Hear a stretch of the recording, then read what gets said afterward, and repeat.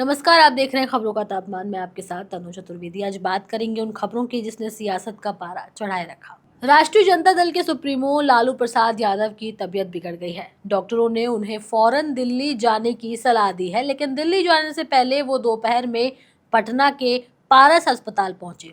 यहाँ पर उनके साथ नेता प्रतिपक्ष उनके साथ हैं और यहाँ डॉक्टर की टीम उनकी जांच कर रही है। थोड़ी देर बाद वो दिल्ली के लिए रवाना हो जाएंगे।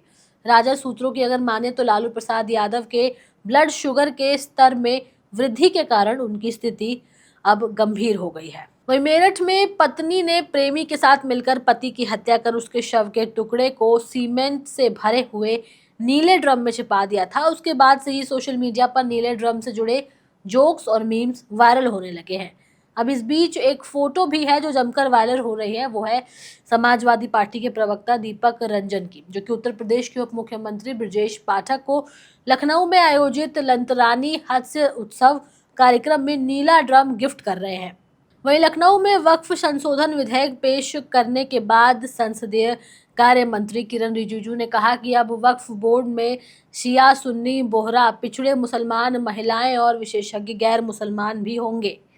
वक्फ बोर्ड के प्रावधानों का किसी मस्जिद, मंदिर या फिर धार्मिक स्थल के प्रतिबंधन से कोई भी लेना देना नहीं है। ये केवल संपत्ति प्रबंधन का मामला है। वहीं वक्फ संशोधन विधेयक पर आम आदमी पार्टी सांसद संजय सिंह ने अपना बड़ा बयान दिया है। उन्होंने कहा है कि इस देश के लोगों को सावधान हो जाना चाहिए। भारतीय जनता पार्टी ने देश में बहुत बड़ी शुरुआत की है। आज वक्फ की जमीनों पर कब्जा कर अपने दोस्तों को दे देंगे, कल मंदिर, गुरुद्वारा, चर्च की जमीनों पर कब्जा कर अपने दोस्तों को दे देंगे। ये सिलसिला रुकने वाला नहीं है। ये इनकी दूसरी नीयत है और ये असल मुद्दे बेरोजगारी, महंगाई, अशिक्षा इत्यादि से ध्यान हटा करके देश में दंगा कराने की कोशिश कर रहे हैं। वहीं सहारनपुर के सांसद इमरान मसूद ने वक्फ संशोधन विधेयक को लेकर के सरकार पर तीखा हमला बोला है। उन्होंने कहा है कि ये बिल सहिष्णुता और विविधता के खिलाफ है और इस बिल के जरिए संविधान को कमजोर किया जा रहा है, जो सबको संरक्षण की गारंटी देता है। इमरान मसूद ने वक्फ बिल का विरोध करते हुए काशी विश्वनाथ ट्रस्ट को भी उनका भी जिक्र किया है। उन्होंने कहा है कि वक्फ बोर्ड में 22 मेंबर होंगे और जिनमें से 10 ही मुसलमान होंगे। इस तरह गैर मुस्लिम भाइयों का वक्फ बोर्ड में बहुमत होगा। अभी काशी विश्वनाथ ट्रस्ट को लेकर के नियम है कि डीएम पदेन अधिकारी होगा, लेकिन यदि मौके पर डीएम कोई मुस्लिम होगा तो उससे नीचे या फिर उससे ऊपर कोई और अधिकारी पदेन अध्यक्ष होगा।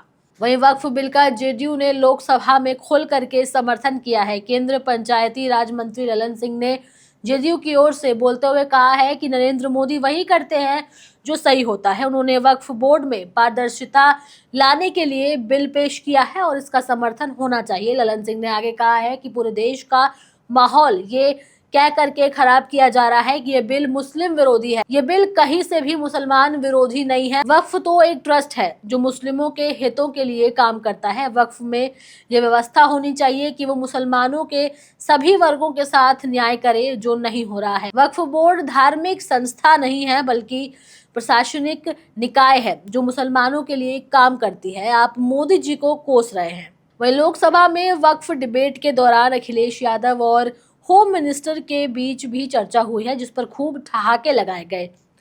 अखिलेश यादव ने भाजपा पर टिप्पणी करते हुए कहा कि जो पार्टी खुद को दुनिया की सबसे बड़ा दल मानती है वो अपना राष्ट्रीय अध्यक्ष नहीं चुन पा रही है। अमित शाह ने उनके इस बयान का जवाब दिया और बीच भाषण में खड़े हो गए और कहा कि अखिलेश यादव ने मुस्कुराते हुए बात कही है, मैं इस पर भी हंसते हंसते जवाब देता हूँ। यहाँ जितनी भी पार्टियां हैं वहां 5 लोगों को ही राष्ट्रीय अध्यक्ष चुनना है। वहीं लोकसभा में सरकार ने वक्फ संशोधन विधेयक 2025 पेश किया। वहीं बीजेपी की ओर से पूर्व केंद्रीय मंत्री रविशंकर प्रसाद ने जोरदार तरीके से बिल का समर्थन करते हुए कहा कि वक्फ के पास 8 लाख संपत्ति है, जिसमें कब्रिस्तान, मस्जिद शामिल है। आखिर वक्फ बोर्ड की संपत्ति पर कितने स्कूल, अस्पताल बने हैं, कितने स्किल सेंटर, अनाथालय खुले हैं, कितनी बेटियां, बहनें और विधवा को सिलाई कढ़ाई सिखाई गई है। रविशंकर ने पिछले दिनों नीतीश कुमार के इफ्तार पार्टी के all India Muslim personal law board के बहिष्कार का खुद भी मुद्दा उठाया है। उन्होंने कहा है कि आपके वो दिन बदल गए जब वीटो लगाते थे। फिलहाल के लिए खबरों के तापमान में मेरे साथ इतना ही। खबर कैसी लगी हमें कमेंट सेक्शन में जरूर बताएं। कैमरे के उस पार मेरा साथ दे रहे थे मेरे साथी शिव कुमार। मैं आपके साथ तनु चतुर्वेदी। हमारे चैनल द हिंदी टॉप को सब्सक्राइब करें, हमें एक्स यानी ट्विटर, फेसबुक और इंस्टाग्राम पर भी फॉलो करें।